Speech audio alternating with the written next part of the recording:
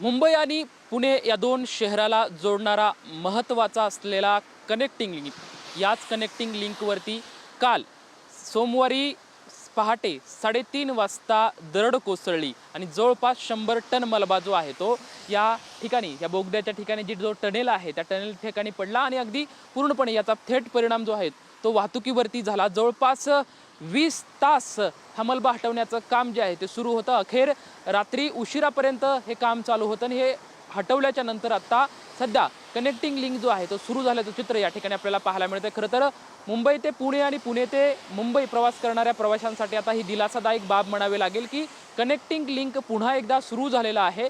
काल Mumbai Pune express highway सुद्धा दरड कोसळल्यामुळे पूर्णपणे बंद ठेवण्यात आलेला होता आणि त्याचा थेट परिणाम अगदी वाहतुकीवरती झाल्याचं चित्र आपल्याला पाहायला मिळालं होतं।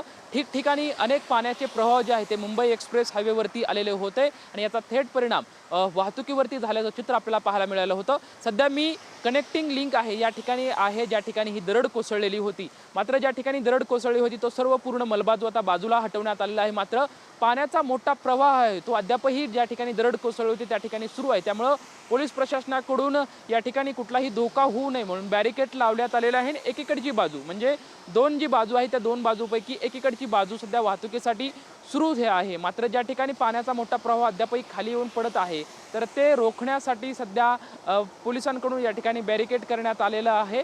कुठलाही धोका या ठिकाणी घडू नये, काही अनुचित प्रकार त्याचबरोबर ती अपघात होऊ नये यासाठी पोलिसांकडून ही दक्षता या ठिकाणी घेण्यात आलेले सध्या चित्र आहे ते या ठिकाणी आपल्याला पाहायला मिळते।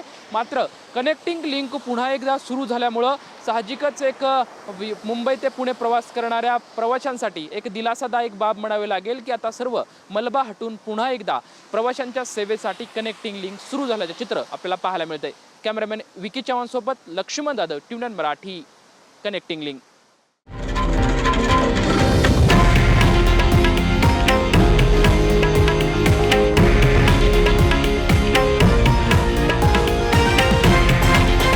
हे आहे देशातील नंबर 1 न्यूज नेटवर्क आणि आपण पाहत आहात TV9 मराठी, एकमेव।